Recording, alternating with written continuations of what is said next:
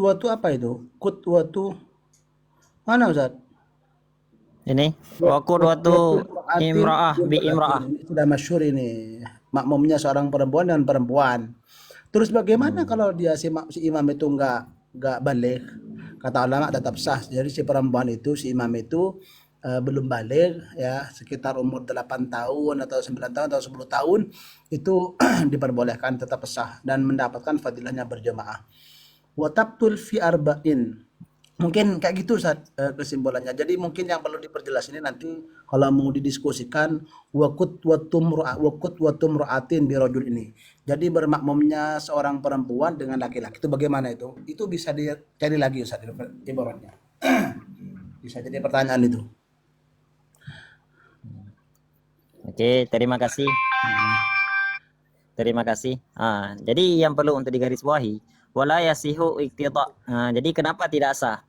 Tidak sah seseorang yang memang rendah nilainya, kurang martabatnya dengan yang imamnya merupakan orang yang tinggi martabatnya. Artian bukan martabat sisi dalam pangkat, tetapi dalam konsep agama, yaitu seorang laki-laki yang tinggi derajatnya, dia mengimami seorang perempuan yang kurang derajatnya. Kalau misalnya di sisi syariat. Karena kenapa? Karena kan ada dalam li'anna syaratal iqtida alla yakunal imam anqasa minal ma'mum bil unusah atau bil khunusah. Nah, jadi syarat iqtida harus lebih derajatnya ketimbang daripada orang yang mengikutinya. Tapi bukan tinjauan dunia, karena kalau tinjauan dunia ya berarti harus presiden yang mengimami, sedangkan lurah atau lain sebagainya itu tidak boleh ya, bukan itu. Jadi tinjauannya pada derajat seseorang. Ntar ada juga pembahasannya, ada tentang afkahnya seseorang, alimnya seseorang ya, itu ada juga. Mungkin itulah. Mungkin ada yang ingin ditambahkan, silahkan. Itu sudah cukup, lanjutkan ke bab lagi. Ya, silakan Bang Agus. Ya, Agus Garut, silakan dilanjut. Halo. Hai. Hai, hai. Bang Agus. Tes. Sare gitu.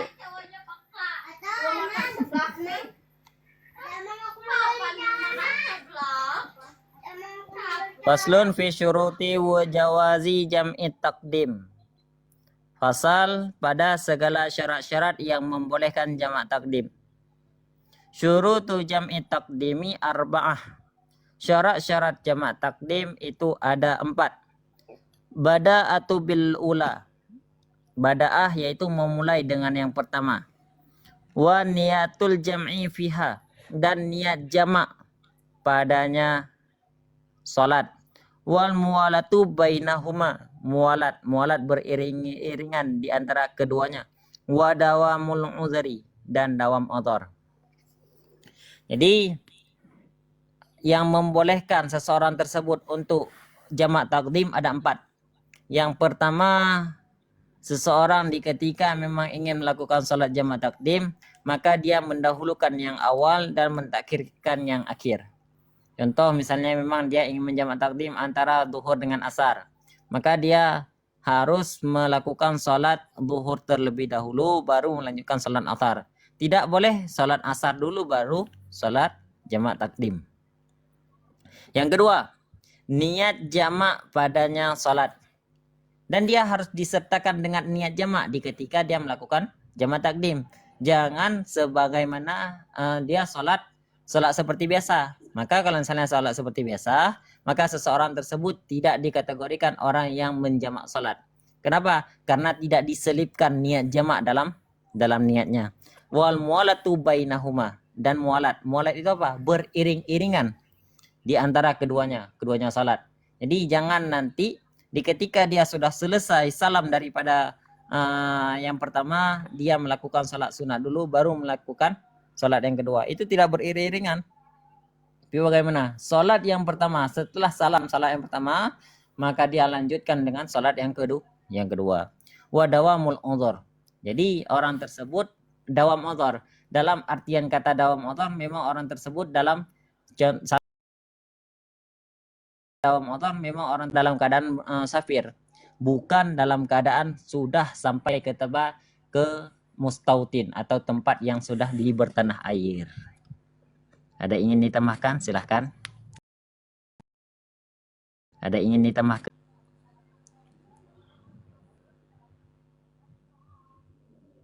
Komenan saya kok langsung terhapus Ustadz, nggak bisa ngirim ibarat di sini.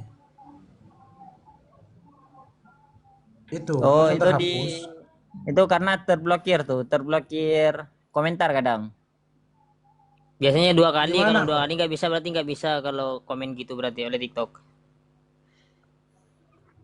Saya sudah mengirim Tampilkan ini aja, Sat. Tampilkan di itu.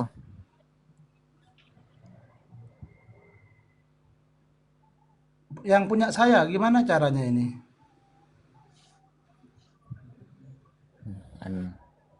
Saya baca ya, artinya tadi itu yang barusan bermakmum kepada laki-laki itu seorang perempuan yang bermakmum laki-laki. Ini dalam kitab Majmu' Syarh Muhadzab ini.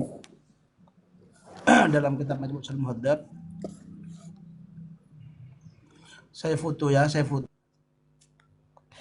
Saya yang bacakan tak, Kang? Saya yang bacakan. Saya sebenarnya ada juga ya barotnya itu. Yang Coba dimaksud dibaca. tapi makruh yang tahrim, haram itu.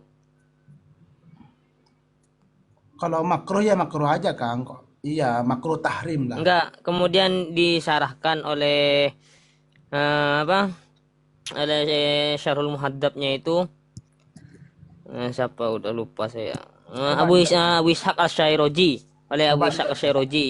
dibaca ibaratnya. Jadi al muradu bil karahatu tahrim. Hada idza khala biha gitu. Jadi kan wa yukrahu ayusolli ar-rajulu bi imra'atin ajnabiyatin lima ruwiya anna Nabi sallallahu alaihi wasallam qala la yakhlun rajulun bi imra'atin fa inna salisuhuma asyaiton. Kemudian Betul. ditanggapi oleh Abu Ishaq Asy-Syairaj di syarah beliau itu di Syarhul Muhadzab al muradu bil karahati karahatu tahrim. Hada idza khala biha. Iya. Artinya bermakmum dengan seorang laki-laki yang bukan mahramnya itu tetap dimakruhkan, dan kemakruhannya ini makruh yang mendekati perkara haram, makruh tahrim. Mm-mm. Tahrim yang mendekati perkara haram, karena memang ada hadis tidak berkhulwah seorang laki-laki dengan perempuan kecuali ada yang ketiga, itu adalah syaitan. Nanti ada pengecualian lagi nanti Kang, apabila si makmum itu ajus, perempuan tua. Nanti nggak sampai ke makruh itu nanti, karena Ya nanti kita bahas juga mengenai Abu Sufyan As-Suri dengan Robiatul Adawiyah itu. Lanjutkan Itu dulu. itu biarkan ditambah di tanya jawab nantinya. Tapi Kita saya izin dulu lanjutkan Bang nanti. ya. Saya izin dulu, saya mau keluar. Wah, mau mana Bang Lora ini? Iya kan, saya kan di sini niatnya mau ngaji kan. Wah, padahal banyak ini kita musyawarahkan nanti ini. Jangan lupa Lanjut. dikirimkan matan-matan kitabnya. Siap. Udah habis tuh. Apa dilanjut lagi? Masalah ya, saya nambahkan sedikit. Jadi dari syarat jamaah takdim itu tuh jam'i takdim itu ada 4, yaitu al-bada'ah bil ula yang pertama, terus yang kedua niatul jam'i fiha, yang ketiga al-mualah bainahuma, yang keempat dawamul udrih, yang itu dawamul udrih. Yang pertama tadi masalah al-bada'atu bil ula.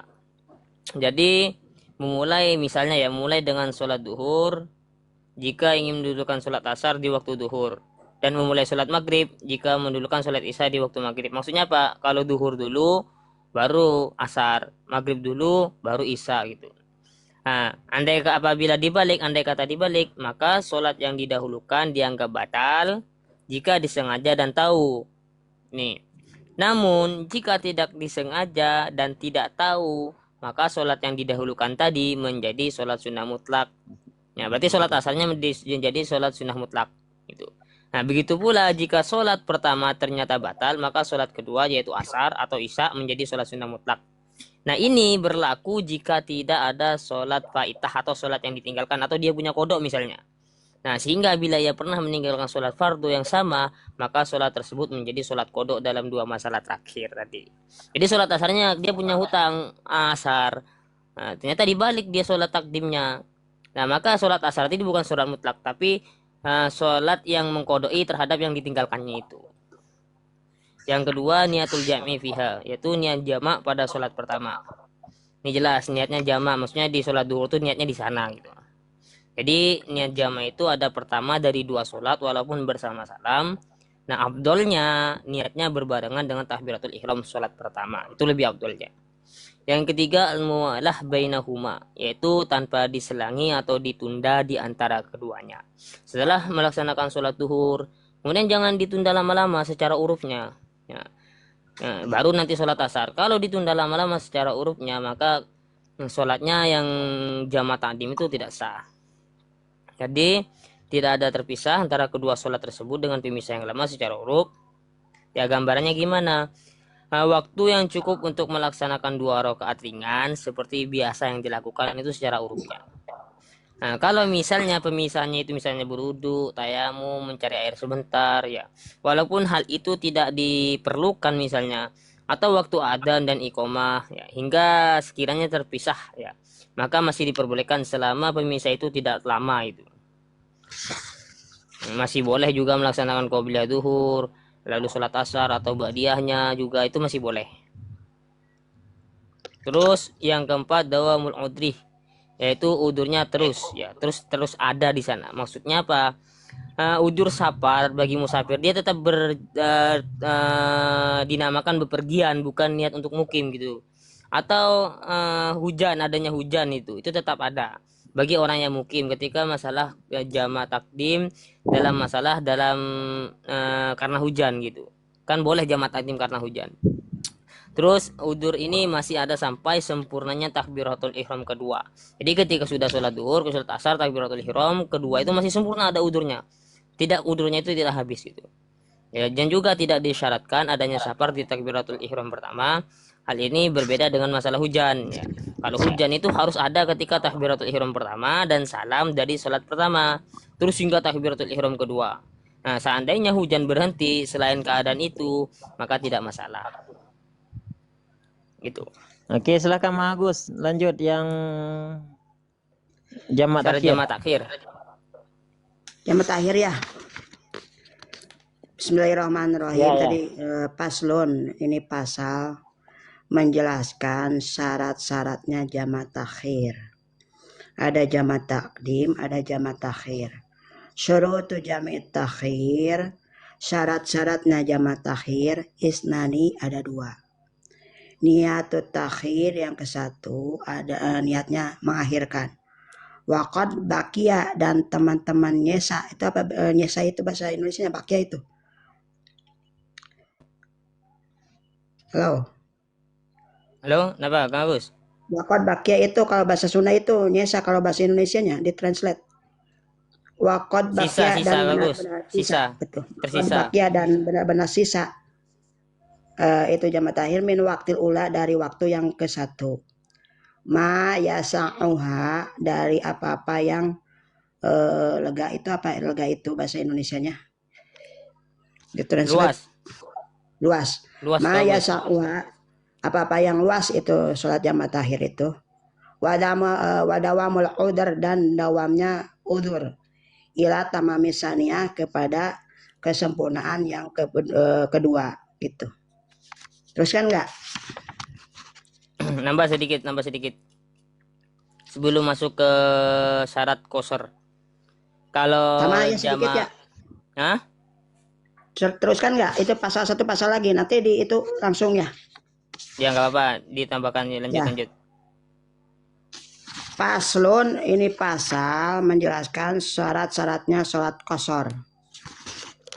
Syurutul qasri, syarat-syaratnya qasar sab'atun ada 7. Ayakuna yang ke-1 apa saparuhu safarnya itu seorang marhalatain, yaitu 2 marhalah atau 2 pemondokan. Wa ayakuna, dan ada itu safar itu mubahan, bersifat mubah. Wal ilmu, dan ketiga harus berilmu bi jawajil qasr, dengan zawajil qasr, dengan memperbolehkannya jawajil qasr atau sholat qasr. Yang keempat, wa niyatul qasr, niat qasr indal ihram, di waktu takbiratul ihram.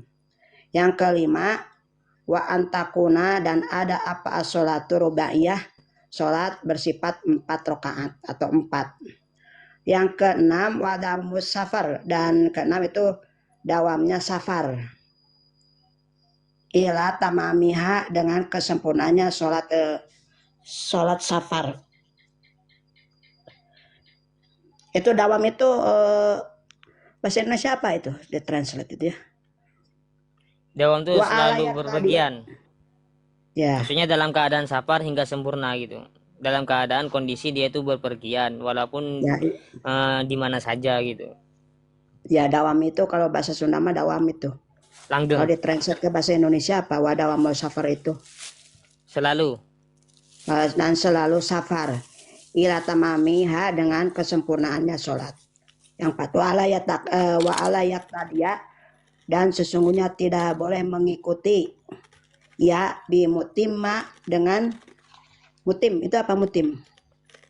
Bimutimin. Kesempurnaannya. Imam sholatnya mutimin itu alai tadi bimutimin. Menjadi makmum. Bimutimin, Menjadi dengan makmum pada menjadi imam makmum. yang sholatnya tamam, sempurna. Bimutimin, dengan makmum kepada imam yang sempurna. Sempurna. Ya, fi juz'i min sholati, di dalam juz'nya sholatnya itu si imam. Udah beres gitu. Ini ditranslate-nya ya bahasa Indonesia. Ya silakan. Monggo yang selo yang mau mensarai.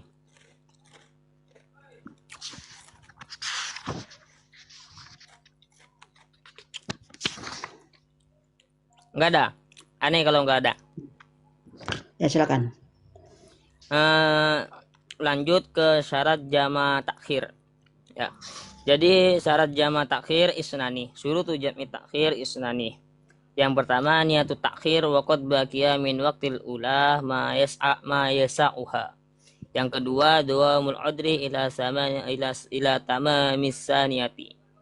Yang pertama itu apa? Niatut takhir waqad baqiya min waqtil ula ma yasa'uha. Yaitu niat jama takhir di waktu sholat pertama yang kira-kira cukup mengerjakannya. Misalnya niat takhir di waktu duhur atau maghrib. Nah, sedangkan yang tersisa dari waktu duhur atau maghrib yang cukup untuk melaksanakan sholat secara sempurna. Ini menurut Ar-Romli. Kalau menurut Imam Ibnu Hajar cukup niat jamaah akhir saja sebelum keluarnya waktu yang pertama walaupun hanya tersisa untuk mengerjakan 1 rakaat. Jadi ketika kita bepergian, waktu duhur kan, waktu duhur hampir habis. Kita niat di sana jama takhir, niat untuk mentakhirkan atau jama takhir. Maka diniat sekiranya menurut Imam Romli sekiranya sempat melakukan sholat sunnah 1 rakaat. Kalau Imam Ibnu Hajar tidak, cukup sekiranya itu niat saja ada niatan di sana qasdu untuk menjama takhir di sholat terakhir tadi yang hampir keluar waktu duhur tadi. Terus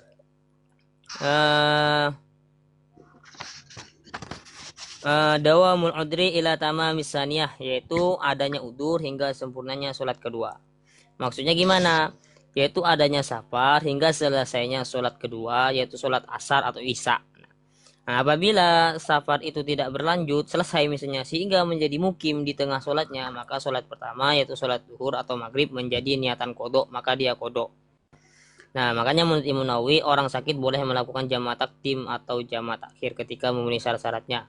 Karena sakit yang diperbolehkan menjamak sholat itu gimana? Yaitu sholat yang memberatkan baginya untuk mengerjakan setiap sholat fardu di waktu hingga diperbolehkan duduk dalam 2 sholat atau sholat fardu. Terus yang masalah ketika hujan ya, syarat jamak sholat ketika hujan itu Ini kenapa ini perbandingan ini? Lanjut dulu Kang Agus, ini ada perbandingan ini. Udah Oke, satu balik. paragraf. Itu Dua ke paragraf. syarat kosor, syaratnya kosor. Udah Syaratnya dibaca kosor. syaratnya kosor. Hah? Udah. Enggak usah disarai. Oh, enggak disarahi. Mau disarai dah? Ya udahlah saja gitu. Salatul Jum'ah. Kirain itu teruskan ya? pengen tahu marhala itu, dua Silakan. marhala itu berapa gitu. Ya silakan mau di itu. Silakan. Jadi yang sekarang, pasal yang sekarang masalah kosor. Jadi syaratnya kosor itu ada 7. Yang pertama apa? Ayyakuna safaruhu marhalata ini, yaitu jarak safar tersebut minimal 2 marhalah. Nah, ini perjalanan 2 hari pergi saja disertai hewan yang bawa tunggangan berat. Ini dulu ya, ini dulu ini. Nah, jadi kalau kita marhalakan 2 marhalah ini menempuh perjalanan pergi 2 hari atau 2 malam ini gimana? Kalau bisa dihitung jaraknya itu sekitar 48 mil Hashimiyah ya. Biasanya pakai kuet, yang dimaksud ini adalah pakai unta. Nah, jadi bisa berapa diro? Jadi satu kuetnya itu sama dengan 3 kaki. Nah, setiap 2 kaki itu sama dengan 1 diro. Nah, jadi dari 1 milnya itu 6.000 diro. Kemudian ditambah 48 mil berarti 28.800 diro. Atau 1 dironya 50 cm. Nah, jadi jarak 2 marhala itu 144 km. Ini ya, ini yang dikuatkan oleh Imam Nawawi. Jarak 2 marhala itu 144 km. Ini yang dikuatkan oleh Imam Nawawi. Itu ya Kalau sih. misalnya yang sering kita dengar jarak 2 marhala itu 84 km, karena menganggap 1 mil itu 3.500 diro. Karena perbandingannya diro kita kumpulkan per diro itu nanti. Ya. Berapa diro? 1 milnya itu ternyata 3.500 diro. Kemudian digabung 48 mil berapa? 168.000 diro. Kemudian dijadikan 1 diro. 1 dironya berapa? 50 cm. Kemudian yang disimpulkan mengambil dari pendapat satu yang mengatakan 1 mil itu 3.500 diro. Jadi yang ini dikuatkan oleh Imam Ibnu Abdul Bar dan juga ulama lain seperti ulama Hadrul Maut juga. Bisa ditulis di kitab Fatwa Bughiyah Al-Murtasidin. Itu. Nah, Itu ini juga ada. Bang Haji nanti kirim ininya biar ditulis ya. Yang kedua Ya, itu, ayyakuna apa Kang Rus? Teruskan. Yang kedua ayyakuna mubahan, yaitu safarnya harus berupa mubah. Ya, yang dimaksud di sini apa? Safarnya yang dilakukan tidak untuk maksiat. Dia bepergian ke suatu daerah, bukan ke diskotik, bukan kemana-mana, tapi karena safaratul mubahan. Ya, ini perjalanan yang dibolehkan secara syariat, sehingga meliputi safar yang hukumnya ada. Safar itu hukumnya wajib, sunnah, mubah, makruh. Ya, wajib itu seperti membayar utang, naik haji.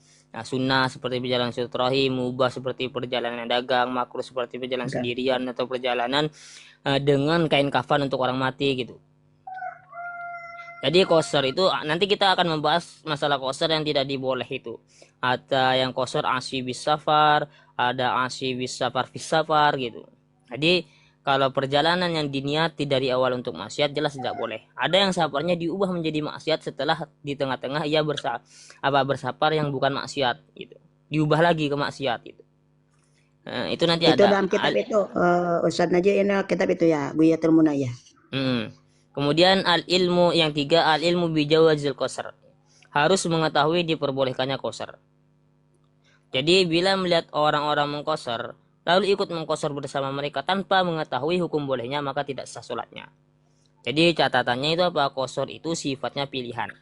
Karena dikatakan jawaz berarti jika ada dalam safar tidak mengqasar salat, salatnya tetap tamam sempurna, maka tidak berdosa, tidak masalah karena rukhsah itu. Ya, tapi Allah lebih senang katanya melakukan rukhsahnya katanya. Terus yang keempat, niat qasar saat takbiratul ihram, niatul qasri indal ihram. Itu yang keempat. Jelas yang seperti jamaah takdim itu. Yang kelima juga antakuna as-salatu rubaiyatun. Salatnya sejenis 4 rakaat. Duhur 4 rakaat jadi 2, asar 4 rakaat jadi 2. Itu. Isya 4 rakaat jadi 2. Beda dengan subuh. Subuh nggak bisa, 2 sudah 2, nggak bisa jadi 1. Atau maghrib yang 3. dibagi misalnya, dibagi jadi satu rakaat setengah, nggak bisa satu rakaat setengah, jadi tetap maghrib itu tetap 3 bukan 2 tapi Tiga, tetap 3. tiga betul. Yang keenam, dawa musafari ila tamamiha, yaitu dalam keadaan safar hingga sempurna. Yaitu ketika dia dalam keadaan safar secara yakin ya, dari awal hingga akhir sholatnya dia dalam keadaan bepergian. Sehingga bila kapalnya telah sampai daerah yang tidak boleh baginya mengqasar atau ragu apakah kapalnya sudah sampai ataukah berniat mukim atau ragu dalam niat mukimnya, maka hendaknya mengerjakan sholat dengan sempurna. Kalau dia ragu, makanya harus yakin.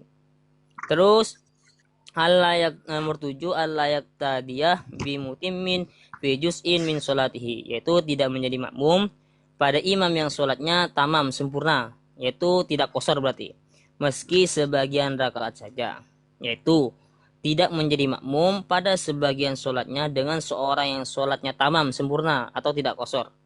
Nah, walaupun ia mengira bahwa orang itu musafir atau terbukti setelah imam menyempurnakan sholatnya, ini berbeda bila imam belum terbukti menyempurnakan sholatnya. Nah, tetapi ini batal di tengah sholat karena hadas atau terkena najis, maka ia diperbolehkan mengqasar sholat walaupun ia telah mengikutinya sejenak atau sebentar saja itu. Ini juga termasuk sholat tamam itu ketika orang yang dikira itu musafir, maka makmum harus sholat tamam walaupun terbukti ia musafir gitu. Jadi harus yakin memang yang jadi imam itu dia mengqasar, bukan ragu gitu. Di mutim itu sholat dengan sempurna ya, bukan imam ya. Mutim itu. Tadi saya translate. Ya, ini sekarang mau apa ini? Mau Sudah. langsung itu Bang siapa? Bang Elopo Islam. Mau tanya jawab terserah, mau terserah. Mau nanti tanya jawab terakhir ya. Ada panjangan ya. Dilanjut Sana Pak. aja. Yaitu apa tasawuf ini Bang Dika. Silakan Bang Dika. Oh, langsung tasawuf. Enggak Iya. tanya jawab pikir dulu. Langsung ke tasawuf. Tasawuf nanti terakhir Mana tanya dulunya? jawab itu. Sampai mana? Belum mulai ya? Belum mulai. Ente tasawufnya ente. Tambah jarang hadir ente. Silakan al-alamah tafadhol. Astagfirullahaladzim. Karena sebenarnya banyak urusan kalau siang-siang, jadi baru sempat hadir ini. Tadi antum itu di room siapa ya tadi diskusi dengan hotelnya? Iya, dia ngaku-ngaku Islam. Masa Aku tadi nge-like langsung turun itu. Itu ini lanjutkan dulu kajian cepat masalah tasawuf. Ya, Setelah nanti itu tanya nanti jawabnya pertanyaan kata panjang Kang itu Agus. waktunya ya. Apa pertanyaan dulu ini? Langsung pertanyaan dah. Pertanyaan aja langsung. Masalah BK. Oh silakan. Bang sobat net mau bertanya silakan. Yang mau bertanya, monggo. Siap, Ustadz. Saat ini alhamdulillah jelas, Ustadz. Belum ada yang ditanyakan. Izin nanya. Ya teruskan Monggo, Bang aja Kris. tuh ke itu Monggo Kang Kris. ke tasawuf aja. Bang Kris mau bertanya silakan Ya, tentang ya, safar ya, atau sholat safar. qasar atau jamak. Ya, ini ada beberapa ini mungkin yang nanti bisa dielaborasi.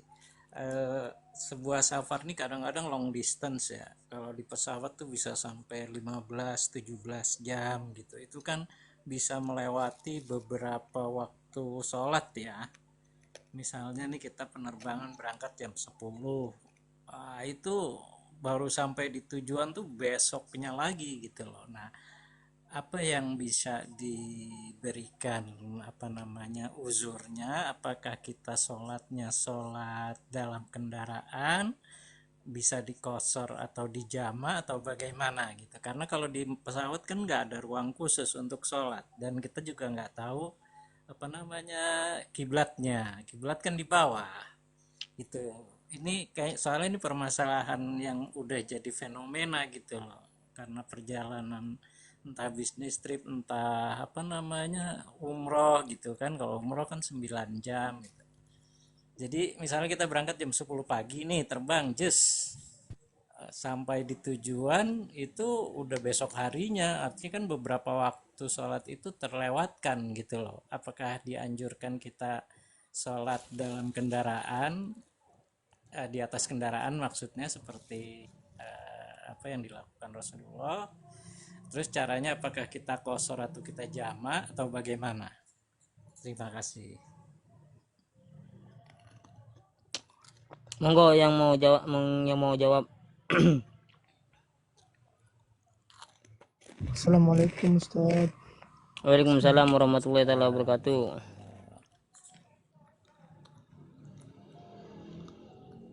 Maaf, ana nggak nyimak dari awal tadi. Bang Esa mau jawab, Bang Esa? Atau Kang Agus? Yang Silakan mau ini jawab? Bang Elop. Bang Elop, silakan. Bang Elop Islam. Pertanyaannya nggak terlalu jelas. Sholat di atas pesawat apa yang kita lakukan? Sedangkan di sana kan nggak ada istiqror, yaitu menetap di tanah atau di bumi, ngawang dia. Terus itu yang keganjalan pertama. Yang kedua, menghadap kiblatnya pun akan berubah-ubah. Ketiga, itu tadi juga nanti masalah sholat dalam keadaan sholatnya itu repot, yaitu biasanya dalam keadaan duduk. Apakah yang dilakukan, apakah lihurmatil waktu, apakah gimana? Sedangkan sholat itu wajib dalam keadaan apapun. Ini monggo Bang Dika. Itu nggak lihurmatil waktu, itu tetap sholat dia tetap sholat ketika memang sudah mendapati syarat daripada yang ini ya, selain kedaruratan menghadap kiblat ya, dia tetap sholat. Jadi ada ikhtilaf, perbedaan ulama tentang masalah tayamumnya ini. Itu ada perbedaan. Kalau tayamum itu ada yang sebagian mengatakan kan nggak ada debu kalau di pesawat itu, nggak ada yang turun. Ada air di pesawat, di toiletnya kan ada air. Atau ada air gitu.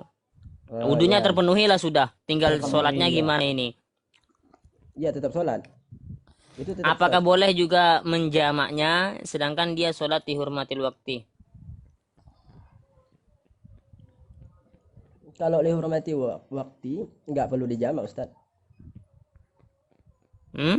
Nggak perlu dijamak kalau lihurmatil waktu. Nggak perlu dijamak. Nggak boleh apa tidak dijamak? Oh, jamak sholat. Hmm. Gini. Yang perlu diketahui itu kita sholatnya lihurmatil waktu atau tidak pada saat itu. Itu perlu diketahui. Itu jadi begini. Sholat di dalam pesawat, ya, apakah sah atau tidak sholatnya? Sholatnya tetap sah. Sholatnya itu tetap sah. Bukan lihurmatil waktu kemudian diiadah kembali. Intinya sholat di pesawat itu tidak sah ya. Walaupun itu karena kan ngawang itu. Karena makanya lihurmatil waktu berarti tidak boleh untuk jamak takhir. Andai kata dia sempat untuk jamak takhir, karena bepergiannya kan kadang satu hari gitu.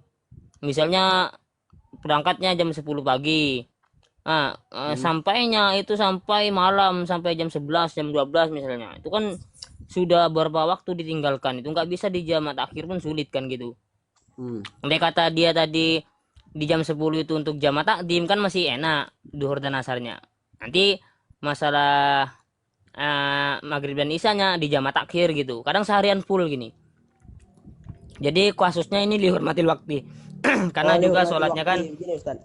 Betul. tidak memenuhi syarat kan. Ngambang. Itu. Karena itu ngawang. Terus Ini ada ibaratnya ya, saya bacakan. Jadi wa mislu dzalika salat fi tha'irah. Nah, maka fatajawazum asihah salatun nafal wa amma salatul fardi in ta'ayyanat alaihi asnar rohah. Nah, wa kana ar-roha tawilah bi an lam yastati as-salata qabla su'udiha au in talaqiha au ba'da hubutiha fil waqti. Nah, walau taqdiman au ta'khiran. Nah, fa bi hadzal hal yajibu alaihi ayyusalliya li hurmatil waqti ma'a istiqbalil qiblati wa fiha halatani. Yang pertama insollia bi itmamir ruku' was sujud. Nah, fa fi wujubil qada alaihi lafun. Li adami istiqrari at-ta'irati fil ardi wal mu'tamad an alaihi al-qada. Wa in shalla biduni itmamir ruku' was sujud aw biduni istiqbalil qiblat ma'al itmami fa yajibu alaihi al-qada bila khilafin. takrirat Itu apa? Takrir. Di takrirus sadidah. Jilid Oh, 1 ya. sudah. Hmm. Jadi Ya, sebagaimana juga sholat yang masalah di kendaraan, itu juga sholat di dalam pesawat. Jadi melaksanakannya diperbolehkan pada sholat sunnah. Sedangkan pada sholat fardu, jika ia hanya bisa melakukan di tengah perjalanan, karena perjalanannya jauh dengan ketentuan ia tidak mampu melaksanakan sholat pada waktunya, baik sebelum take off pesawat atau setelah landing pesawat, meskipun dengan cara jamak takdim ataupun jamak takhir, maka dalam keadaan demikian wajib baginya untuk sholat dihormatil waktu dengan menghadap pada arah kiblat. Nah, ini sedangkan masalah status sholat tersebut diperinci dalam dua keadaan. Nah, yang pertama, jika dia dapat sholat dengan menyempurnakan gerakan ruku dan sujud, maka dalam hal wajib tidaknya mengulang sholat, terjadi perbedaan pendapat di antara ulama. Nah, perbedaan pendapat ini dilandasi tidak tetapnya pesawat pada tanah, yaitu bumi. Nah, pendapat yang kuat berpandangan ia wajib mengulangi sholatnya. Yang kedua, jika dia tidak dapat menyempurnakan gerak ruku, sujud, atau ya sholat tidak menghadap arah kiblat, maka ia wajib mengulangi sholatnya tanpa adanya perbedaan di antara kalangan ulama. Gitu. Itu nanti ibaratnya saya share di grup itu. Clear ya. Jadi, Ana udah ada jadi, ibarat. jadi, jadi begitu masuk waktunya dengan apa tata cara sholat di atas kendaraan, nanti setelah landing dikodok. Tapi dihormatil waktu, Ustaz. Sholat dulu tapi dihormatil waktu. Sholat dulu namanya lihormatil Supaya waktu. ini Ustadz, supaya Iya, nggak iya, dosa Ustadz. menghormati masuknya waktu sholat kan. Iya, supaya nggak dosa juga. Iya, ya maksudnya kita diharapkan untuk tetap melakukan sholat walaupun tidak sempurna, syarat-syaratnya sebagai lihurmatil waktu. Nanti setelah landing kita kodok semuanya itu ya. Nah. Oke, baik ya, terima kasih. Dan sholat bi'atimali ruku' ya, wa sujud. Itu lagi. Tapi Bagaimana wujudnya caranya kodok menjamak alaihi sholat khilafun. Jumat dan sama sholat asar? Kenapa Silakan. Ustadz? Pertanyaannya jadi tukang cukur, bagaimana caranya menjamak sholat Jumat sama sholat asar? Oh, gini loh. Jamak itu kan ketentuannya apa? Ketika seorang misalnya dalam keadaan safar ini, kan nggak wajib sholat Jumat. Gitu aja, nggak usah repot-repot. Tukang cukur itu udah tahu dia. Orang dalam keadaan safar itu kan nggak wajib sholat Jumat. Kami kalau usapannya sebelum itu ya, sebelum Jumat. Iya. Iya. Teruskan ini tasawufen ya. Teruskan ini. Ya. Ana baca, antum jelasin Ustaz. Ana Silakan antum aja. Oke. Bentar minum dulu. Sebelum makan soalnya.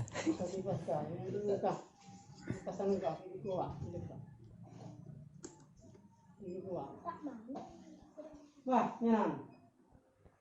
Kantongan.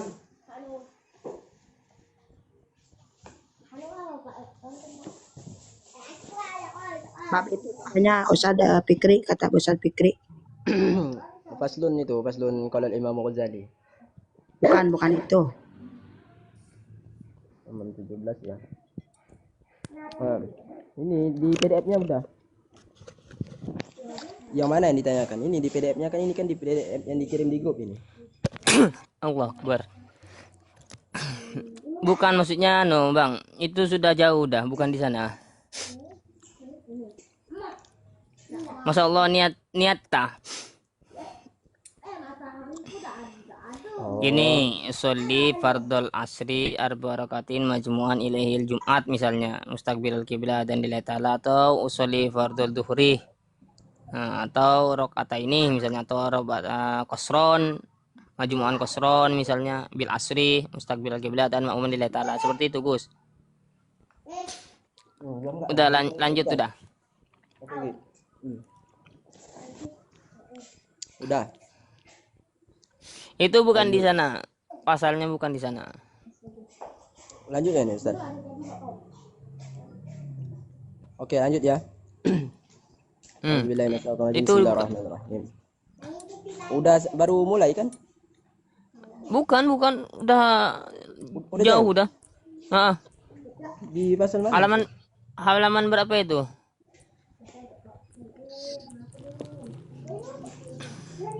Sebentar. Masih di faslun waqad ja'alallahu bimasyiatihi. Halaman 17.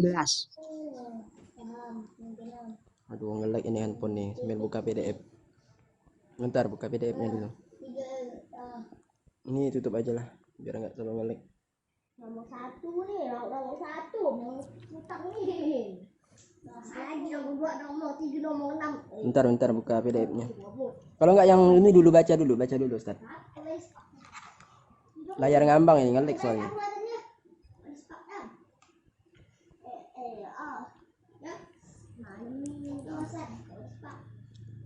Bentar. Sampai bacanya kemarin Bang Soleh, mana Bang Soleh ini? Yang udah ini dulu baca dulu. Anak nanti nyusul. Yang mana Kang Agus? Tak punya kitabnya Ustaz Najil. Kemarin itu udah jauh. Halaman 17 katanya. Halaman 17 hadis dah. Halaman 17. Masalah wa qala sallallahu wasallam la tasabbu al mauta fa innahum qad afdu ila ma qaddamu itu. Yang mana sih? Apa di pasal wa qad jarallahu bi masyiatihi? Ya. Oh, kurang alim. Oh, iya. Ini sudah ini. Halaman 19 kalau di kitabnya Bang, di PDF-nya Kang. Halaman 19 di PDF-nya. Faslun fi dzikri syai'in mimma yukrimullah bihi man ata'ahu wa amila sholihati liwajhihi. Pasal mengenai menyebut sesuatu yang mana Allah memuliakan terhadap orang tersebut yang taat terhadapnya dan beramal sholihat karenanya, karena liwajhihi, karena Allah itu sendiri. Itu faslun fi dzikri syai'in mimma yukrimullah bihi man ata'ahu wa amila sholihati liwajhihi. Halaman 19. Kalau di PDF-nya halaman 19. Aneh kirim di grup dulu ya. Di PDF-nya 19 itu.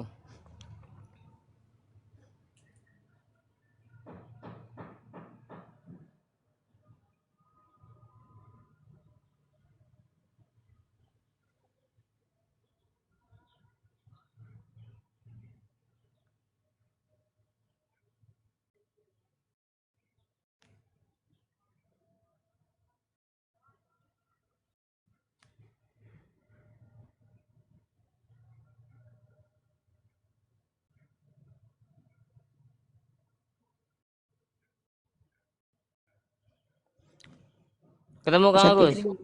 Ustaz Fikri itu yang loncat enggak? Oh ya Allah, anak ngomong dari tadi rupanya nggak kedengaran. Bentar di mute rupanya. Faslun fi dzikri syai'in mimma yatarattabu 'alal Yang saya menang. minal khizyi wad dimari wal hawaini itu. Kan itu kan wal bari fid dunya wal akhirah. Qala Allah Ta'ala innahu man ya'ti rabbahu mujriman fa innahu lah jahannam la yamutu fiha wa la yahya wa qala ta'ala am hasibal ladzina ya'maluna sayyiati ay yasbiqun sa'a ma yahkumun wa ma'na yasbiquna ya'zuzuna wa yafutuna. Monggo Ustaz di syarah dulu, diterjemahkan mungkin dengan kata-kata yang singkat lah begitu. Ayo Kang Agus, mau disuruhin oleh Kang Agus. Ini saya tidak punya, kalau dibuka nanti rungkad akunya. Harus 2 itu. Apanya? Itunya HP-nya. Kitabnya nggak punya? Nggak punya. Nggak punya. Nggak punya kitabnya akunya. Kalau punya itu mesti dibacakan.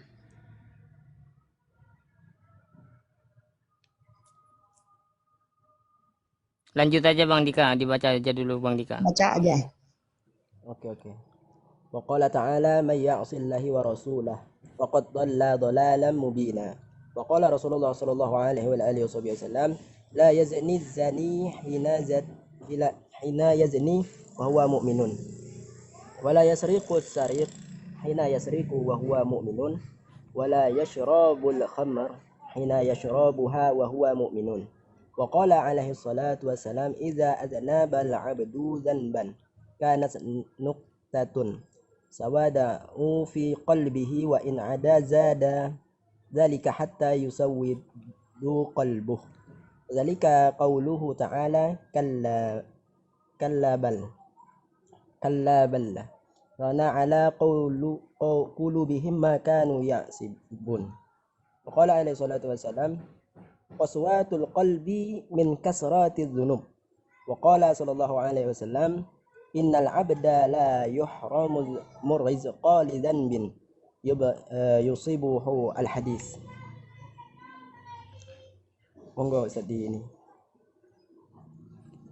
Itu halaman 19 sampean baca. Faslun fi dzikri syai'in mimma yukrimullah bihi man ata'ahu Itu kata wa amila sholihati liwajhihi. Yang itu dah. Iya itu. Yang qala ta'ala man amila sholihan min dzakarin aw unsa wa mu'minun falanuhyiyannahu hayatan thayyibah itu. Ya Ustaz. Monggo Ustaz di ini. Karena kalau bahasa Indonesianya kurang ini sih sebenarnya, kurang terlalu ini. Waalaikumsalam warahmatullahi wabarakatuh. Assalamualaikum. Jadi di sini menjelaskan, ada pasal yang menjelaskan tentang sesuatu, berbagai sesuatu yang diakibatkan dari suatu kemaksiatan. Misalnya berupa dilecehkan atau kehinaan, runtuhkan gitu, berbagai musibah dunia wal akhirah. Di dunia wal akhirah. Makanya kalau Allah Subhanahu wa taala firman, sesungguhnya ya mayati rabbah. Sesungguhnya barang siapa datang kepada Tuhannya, maksudnya Rabbnya tadi Allah, dalam keadaan berdosa, maka sesungguhnya baginya neraka jahanam. Ya, tidak mati di dalamnya dan tidak pula hidup. Waqala ta'ala, dan Allah telah berfirman, am hasiballadzi, lanjut aja lah. Ataupun misalnya begini, orang-orang kata Allah yang mengerjakan kejahatan itu mengira bahwa mereka akan luput dari azab kami, maksudnya amat buruk apa yang mereka tetapkan itu, apa yang mereka jadikan itu. Wa makna yasbiquna ya'zuzuna wa yafutuna. Pengertian yasbiquna itu adalah mereka menganggap kami tidak mampu gitu, dan mereka akan terluput dari azab kami. Wa qala ta'ala, dan Allah firman lagi di sini, wa may ya'sillaha wa rasulah, dan barang siapa mendurhakai Allah dan Rasulnya, ya, faqad dhalla dhalalan mubina, maka sungguhnya dia itu telah sesat, ya, yang sesat itu yang nyata. Waqala Rasulullah sallallahu alaihi wasallam, dan bersabda Rasulullah sallallahu alaihi wasallam, la yazni zani, tidak akan berzina, ya langsung aja berzina, seorang pezina ketika ia berzina dalam keadaan beriman, dan seorang pencuri tidak akan mencuri ketika ia mencuri dalam keadaan beriman, dan seseorang tidak akan meminum minuman keras ketika ia meminumnya dalam keadaan beriman. Kemudian waqala alaihi salatu wassalam, dan Nabi sallallahu alaihi wasallam bersabda, idza adnabal abdu dzanban kanat nuqtatun. Langsung saja ya. Misalnya begini, kata Nabi SAW, apabila seorang hamba berbuat dosa, ya, dengan satu dosa, maka akan terwujud apa? Bintik-bintik hitam di hatinya itu. Ada bintik hitam. Dan jika diulangi, maka bintik hitam itu akan bertambah, titik-titiknya itu di dalam hatinya, hingga menjadi hitam hatinya. Jadi andaikan begini, ketika seseorang itu awalnya kan bersih nih hatinya, dia melakukan maksiat, bertambah satu titik hitam, maksiat lagi diulangi, bertambah lagi jadi 2, bertambah lagi jadi 3, diulangi, bertambah lagi jadi 4, diulangi lagi, bertambah lagi, hingga apa? Hingga menutup semua, hingga menjadi gelap hatinya. hingga menjadi gelap artinya. Fadzalika qauluhu ta'ala kalla balla. Dan itulah firman Allah Subhanahu wa taala, sekali-kali tidak demikian. Ya. Karena ala qulubihim ma kanu yaksibun. Sebenarnya apa yang selalu mereka usahakan itu menutup hati mereka di situ. Wa qala alaihi salatu wasalam, qaswatul qalbi min kasratil dzunub. Dan Nabi SAW itu bersabda, kerasnya hati karena banyaknya dosa. Jadi dosa kita ya, dosa-dosa kecil maupun dosa-dosa besar itu jangan pernah dianggap remeh. Karena di dalam Syarah Nasuhul Ibad juga dijelaskan, bisa jadi dalam dosa kecil tersebut itu terdapat murkanya Allah. Jadi jangan pernah menganggap remeh dalam suatu dosa. Ketika kita menganggap remeh dalam suatu dosa, ini nanti bahaya. Konsekuensinya itu bisa apa? Bisa menggelapkan hati kita, bisa mengeraskan hati kita. Maka kata Nabi sini, qaswatul qalbi min kasratil dzunub. Kerasnya hati itu karena banyaknya dosa. Makanya orang itu kalau udah maksiat berkali-kali dinasihatin itu nggak mau lagi dia. Orang kalau udah maksiat berkali-kali dinasihatkan itu nggak terlalu mau dia. Kamu yuk sholat, misalnya dia ini pecandu khamar ya, udah berkali-kali diulangi dinasihati. Kamu ini nyuruh orang sholat begini. Ada aja alasannya. Udah keras hatinya. Secara zahirnya aja dengar azan itu, Allahu Akbar, dengar azan. Tapi nggak ada niat dalam hatinya itu, panggilan hatinya itu nggak ada lagi. Panggilan untuk ke masjid itu nggak ada lagi misalnya. Walaupun rumahnya di samping masjid ya, nggak jauh misalnya. Ketika dia mendengar secara zahir tidak tuli, dia nggak tuli. Tapi hati dia itu terkunci, keras. Sangat sulit nasihat-nasihat itu untuk masuk ke dalam hatinya. Karena saking banyaknya perbuatan dosa yang dianggap remeh, yang dianggap itu kecil, padahal ada kemurkaan Allah di situ. Maka qaswatul qalbi min kasratil dzunub. Kerasnya hati itu ya karena banyaknya dosa. Wa qala sallallahu alaihi wasallam, innal abda la yuhramu rizqa li dzanbin yusibuh al-hadis. Maka Nabi bersabda di sini ya, sesungguhnya seorang hamba pasti bisa terhalang rezekinya karena banyaknya dosa. Karena banyaknya dosa yang menimpa dirinya. Itu bisa terhalang rezeki dia. Maka jangan heran. Rezeki di sini pengertiannya banyak ya, bukan berupa uang. Bukan berupa uang. Rezeki itu ada kesehatan, ada kenikmatan, kebarokahan umum. Itu rezeki yang luar biasa itu. Kalau cuma uang, orang-orang Firaun juga banyak uang. Kan gitu kan, analogi orang kan sekarang gitu. Oh, kamu bohong katanya. Saya maksiat berkali-kali, saya kaya dari kamu katanya. Ya, betul. Makanya pengertian rezeki itu kan luas, bukan cuma uang, bukan zahir saja. Gitu. Bukan zahir saja. Wa auhallahu ila Musa, Allah pernah mewahyukan kepada Nabi Musa alaihissalam, ya Musa, awwalu man mata min khalqi iblisu la'anahu Allah li'annahu awwalu man asani wa man asani katabtuhu mayitan. Hai Musa, kata Allah, makhluk pertama yang mati di antara makhluk itu adalah iblis, laknatullah. Karena sesungguhnya ia adalah makhluk pertama yang berdurhaka padaku. Siapa saja yang berdurhaka kepadaku, maka aku menetapkan ia sebagai orang yang mati. Maksudnya apa? Mati di sini. Mati di sini bukan artian mati secara zahir juga. Hatinya mati. Wa man asani katabtuhu mayitan. Wa qala Sa'id ibn al-Musayyab rahimahullah, dan berkata Syekh Sa'id bin Musayyab rahimahullah, ma akramat al-ibadu nafsaha yumassilu ta'atallahi wala ahanatha yumassilu ma'siyatallahi wa yakfil mu'minun min nasrillahi lahu an yara aduwahu ya'malu bil ma'asi. Tidaklah bisa menjadi mulia seorang hamba kepada dirinya ya, dengan ia melaksanakan sesuatu ketaatan kepada Allah gitu. Dan tidaklah akan misalnya terhina, di sini terhina dirinya dengan ia melakukan maksiat kepada Allah. Namun cukuplah orang beriman karena pertolongan Allah kepadanya. Agar apa di sini? Dua ya'malu bil ma'asi, yaitu beranggapan musuh Allah lah yang selalu berbuat maksiat. Maksudnya begini, orang itu dianggap mulia karena melakukan ketaatan kepada Allah. Jadi ketika dia melakukan ketaatan kepada Allah, itu pasti dia mulia di sisi Allah. Tidaklah seseorang itu terhina di sisi Allah, melainkan apa? Melainkan dia bermaksiat kepada Allah, melakukan kemaksiatan gitu kepada Allah. Makanya orang-orang beriman itu cukuplah pertolongan Allah saja.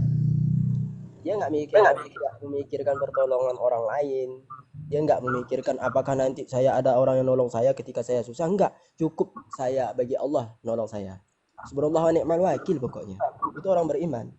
Sama kayak dulu sahabat-sahabat itu ditakuti, Nabi Muhammad itu ditakuti. Ya Muhammad katanya, itu musuh-musuhmu itu senjata perangnya canggih-canggih ya, kudanya semuanya pokoknya canggih-canggih ini. Kamu nanti bakal kalah gitu. Enggak peduli. Ditakut-takutin begitu. Pokoknya hasbunallah wa ni'mal wakil. Enggak peduli Nabi Muhammad dan para sahabat, bahkan makin bertambah keimanan mereka itu. Sayyidina Bilal bin Rabah ketika ditimpain batu di atas dadanya, apa kata Bilal? Walaupun tubuhku ini dicincang-cincang, saya tidak akan mau meninggalkan Islam. Itu Sayyidina Bilal. Dalam artian itu begini, ketika seseorang itu sudah melakukan ketaatan ya, betul-betul sungguh-sungguh dia itu yakin kepada Allah, pertolongan Allah itu akan ada pada dirinya ya, maka dia itu nggak akan pernah memikirkan pertolongan orang lain. Walaupun orang itu mau gimana pun dia nggak pernah mikirkan itu. Dia tetap selalu pasti Allah yang akan menolong saya, nggak peduli saya, kata dia gitu. Waqala Muhammad bin Wasi', ini Muhammad bin Wasi' nih. Muhammad bin Wasi' ini imam besar ya. Muhammad bin Wasi' ini berkata, "Az-zanbu 'ala zanbi yumitul qalb." Nah, dosa ya di atas dosa, kata beliau, ini mematikan hati, bisa mematikan hati. Maksudnya begini, az-zanbu 'ala zanbi yumitul qalb ini begini. Ketika seseorang berbuat dosa ya, tertimpa lagi di atas dosa, ini bisa mematikan hati, kata beliau. Ketika bertumpuk-tumpuk itu melakukan dosa terus-menerus, nggak tobat, ini bisa mematikan hati. Seperti yang di awal tadi, hatinya mati. Ketika dia mendengar nasihat orang lain, dia nggak peduli. Mau orang nasihatin apa, nggak peduli dia. Ini hati orang sudah mati. Ya, makanya hati-hati. Dosa itu saking banyaknya, ketika bertumpuk-tumpuk, kata Imam Muhammad bin Wasi', itu bisa mematikan hati. Tumitul qalbi, qalb. Waqala ba'dus salaf, ini sebagian ulama salaf berkata, in kunta ta'sillah wa anta tara annahu yaraka fa anta mustahzi'un bi nadharillah. Nah, katanya begini, jika kita itu bermaksiat kepada Allah ya, dan kita itu beranggapan, misalnya Allah ini melihat kita beranggapan pas andaikan ada seseorang maksiat, dia beranggapan Allah pasti melihat saya, katanya. Maka seakan-akan dia itu mengejek penglihatan Allah.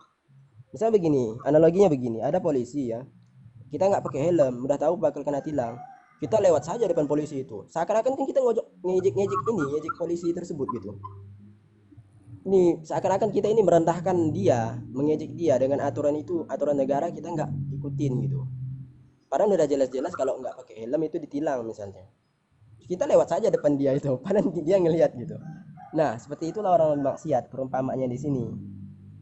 Ketika orang bermaksiat, dia beranggapan Allah pasti melihat saya, nggak mungkin Allah nggak melihat, karena kan apa semuanya ini Allah maha melihat.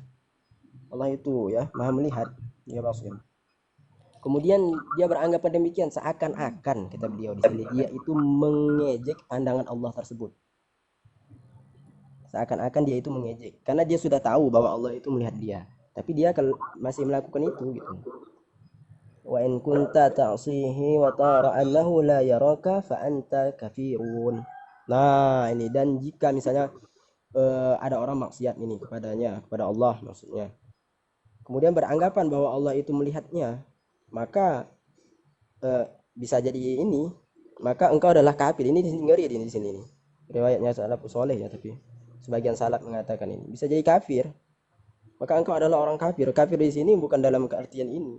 Dia misalnya maksiat kepada Allah.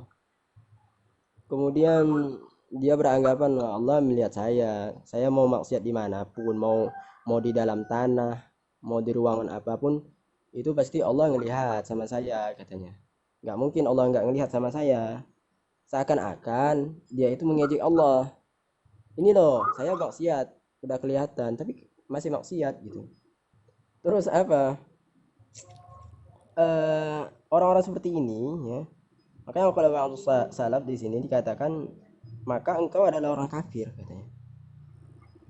Ketika beranggapan demikian, waqila li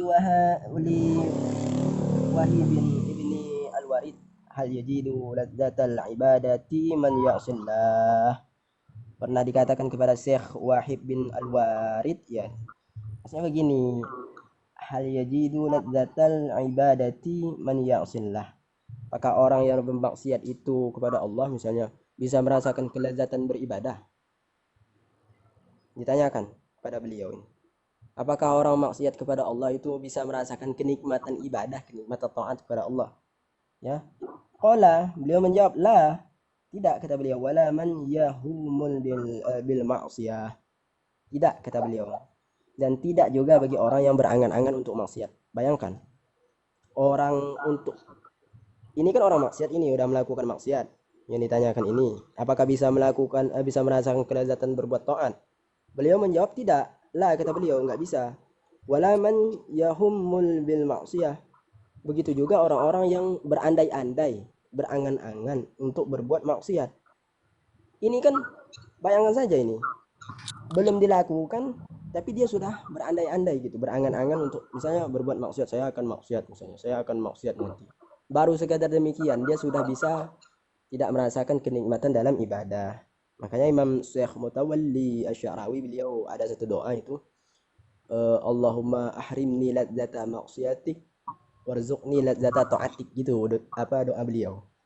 Minta supaya diharamkanlah kelezatan-kelezatan perbuatan maksiat itu, dianugerahkan lezatnya berbuat ketaatan. Itu doa itu penting itu.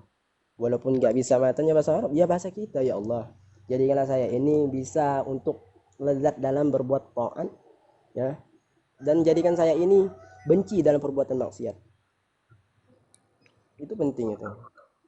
Karena berangan-angan saja, kata beliau di sini, Syekh Wahib ini, Al-Warid bin Al-Warid, beliau mengatakan orang berangan-angan saja itu sudah bisa nggak merasakan ini kelezatan berbuat taat, apalagi sudah melakukan berulang-ulang itu.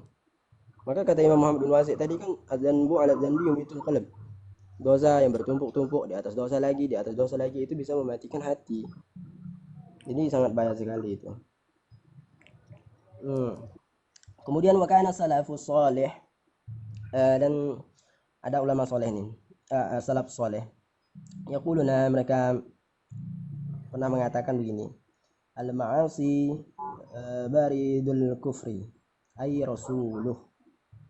Ya, perbuatan maksiat itu pengirim untuk berbuat kufur. Tuh, ay rasuluh. Seperti yakni kurirnya gitulah, rasuluh. Pengantarnya, risalahnya. Jadi perbuatan maksiat itu bisa mengirimkan kepada kekufuran. Risalahnya itu perbuatan tersebut.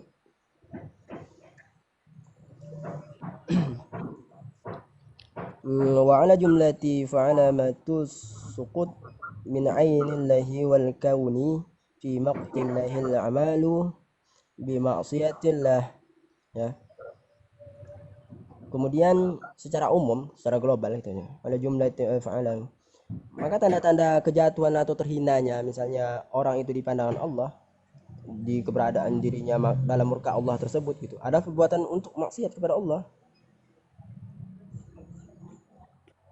Fal musiru 'alaiha muqitur rahmani wa waliyu syaitani wa mughbitu ahlil iman. Orang yang terus-menerus itu bergelimang dalam perbuatan maksiat, ya, terus-terusan berbuat maksiat adalah orang yang dimurkai Zat yang Maha Pengasih. Bayangkan itu. Dan menjadi apa? Tadi waliyu syaitan, kekasih setan. Wa waliyu syaitan, kekasih setan. Wa mughbitu ahlil iman. dan apa, penyerang para pemilik keimanan. Dia sering mengganggu orang lah gitu. Orang-orang kalau sering maksiat itu seperti itu, jadi kekasihnya syaitan. Ada wali Allah, ada wali setan. Nah, hati-hati. Kalau wali setan itu orang sering-sering maksiat, ngaku-ngakunya wali Allah, itu wali setan. Saya bisa bahasa semut, itu hati-hati. Bahasa semut, bahasa apa itu? Enggak salah. Pak iya ya akhi, ya. Maka berhati-hatilah wahai saudaraku, wa ta'arrudha li sukhtillahi wa iqabihi birtiqabil ma'siyatin. Ya, engkau itu menawarkan diri dalam murkanya Allah dan siksanya sebab melakukan perbuatan maksiat. Jadi ketika kita melakukan perbuatan maksiat itu seakan-akan kita ini menawarkan diri kita kepada Allah dalam siksanya. Ini loh saya maksiat. Ya, kita kan udah tahu nih konsekuensinya berbuat maksiat yaitu kalau nggak tobat. Memang kullu bani Adam khata. Setiap bani Adam ini pasti salah, dosa, khilaf. Wa khairul khata'ina tawabun, kan gitu. Sebaik-baiknya orang yang melakukan salah itu seperti apa? Orang yang mau tobat. Wa khairul khata'ina tawabun, orang-orang kembali kepada Allah lagi.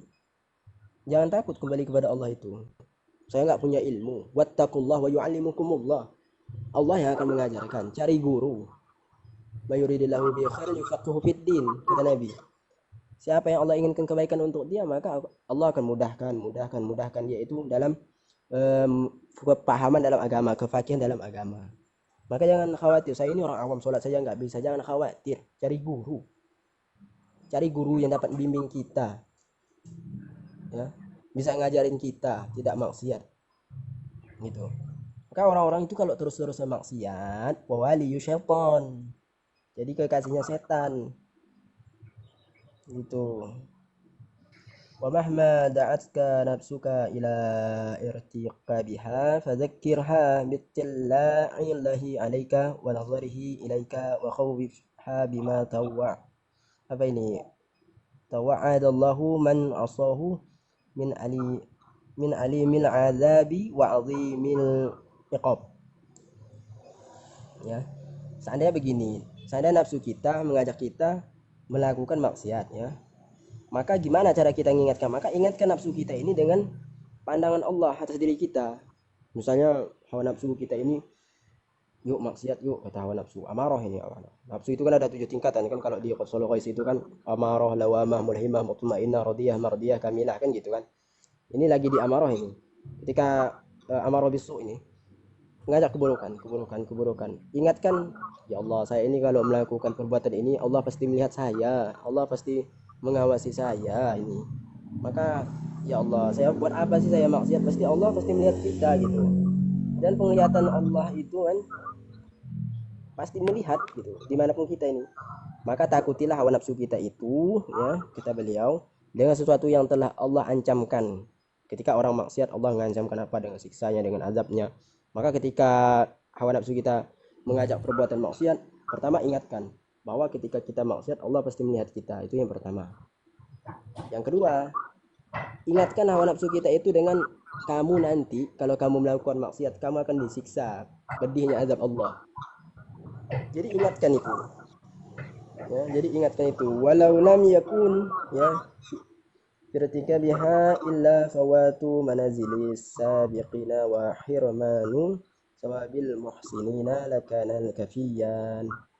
Ya, seandainya begini, dan seandainya tidak ada misalnya balasan apapun dalam kemaksiatan itu, misalnya begini, kecuali hanya terpaut kata-katanya beliau ini agak ini ya, soalnya di sini tidak memperoleh lah misalnya kedudukan para sabiqin, ya, orang-orang yang yang paling dahulu lah melakukan kebaikan dan tidak memperoleh pahala-pahala orang yang baik, maka pastikan adalah hal yang telah kita itu cukupi gitu. Kaifa wa fi irtikabihal arwan nar wa sukhtul jabbar wa ghadabuhu alladhi la taqumu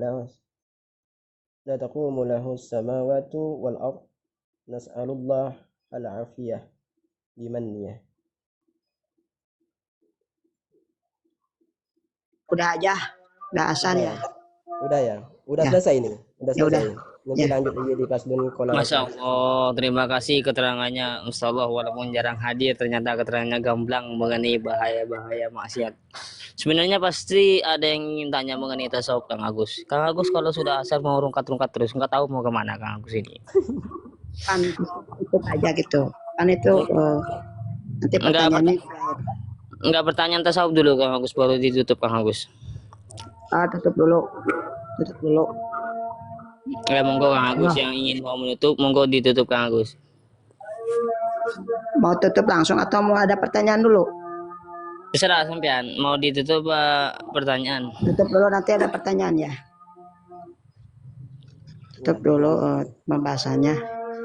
Terima kasih semuanya tentang pembahasan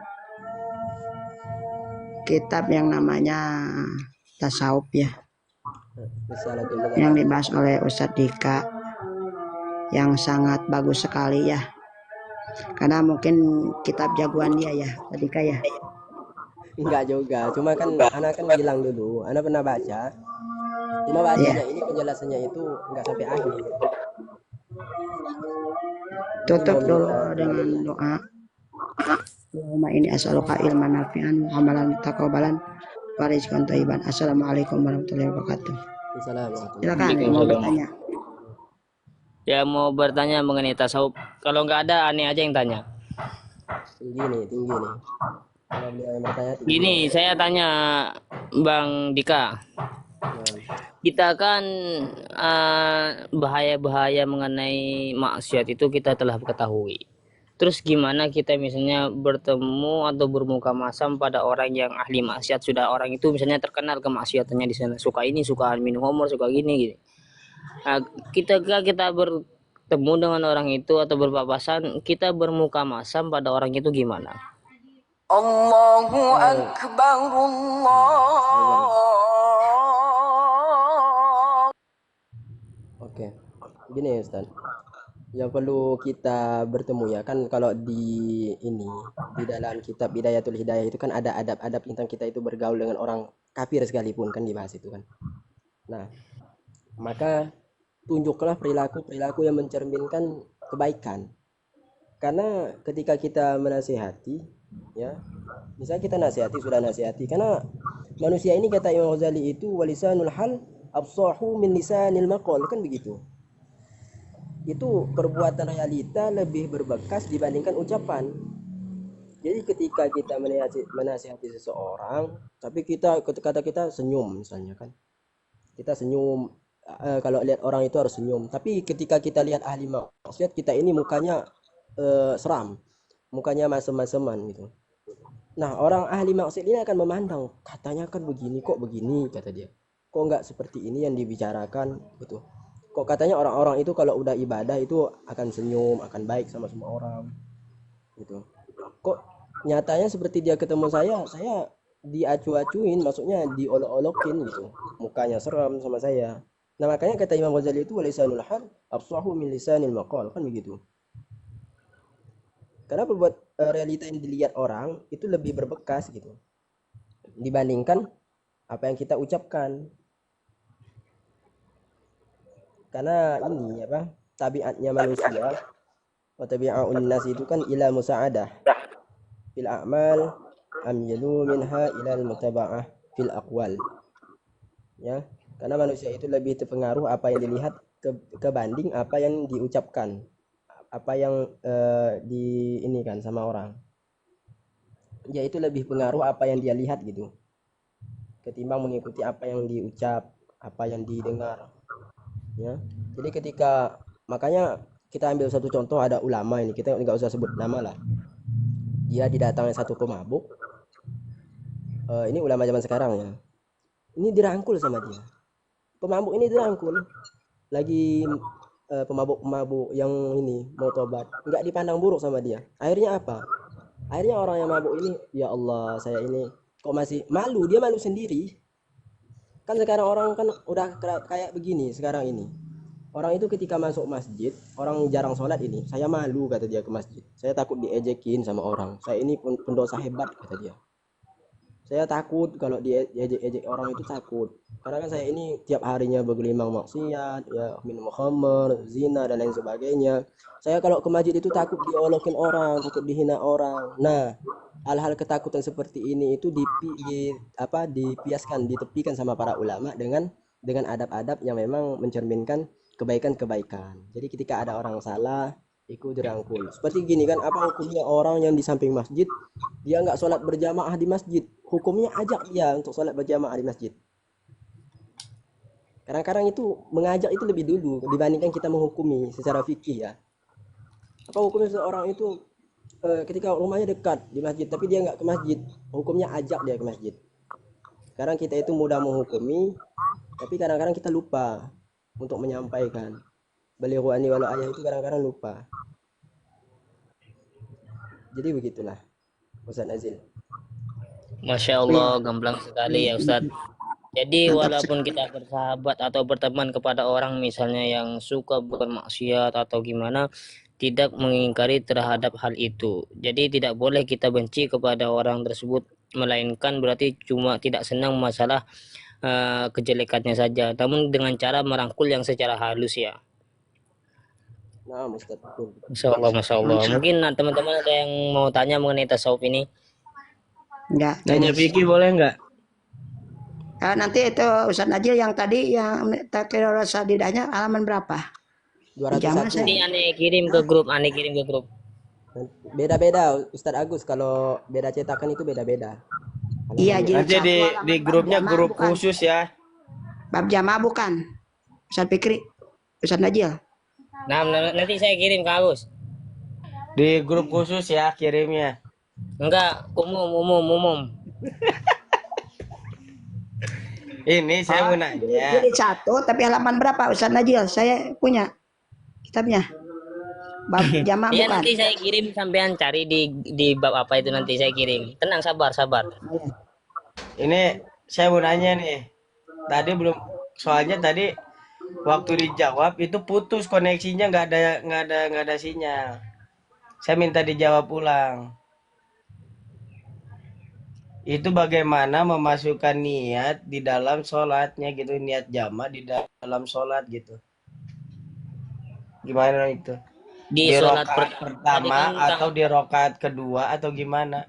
Selon, tadi kan saya sudah memaparkan tadi masalah tadi, niatnya itu di sholat pertama sampai niat itu dia ya kalau bisa lebih utama itu di takbiratul sholat pertama, itu yang afdol. Nah nanti sholat pertama itu sampai salam, kalau niat jamaknya itu di sana. Niatnya gimana? Usolli fardhu duhri rakaataini qasron majmu'an ilaihi al asroh, adaan lillahi ta'ala gitu, atau sebaliknya nanti. Berarti di sholat asarnya nggak perlu niat Nggak perlu. lagi.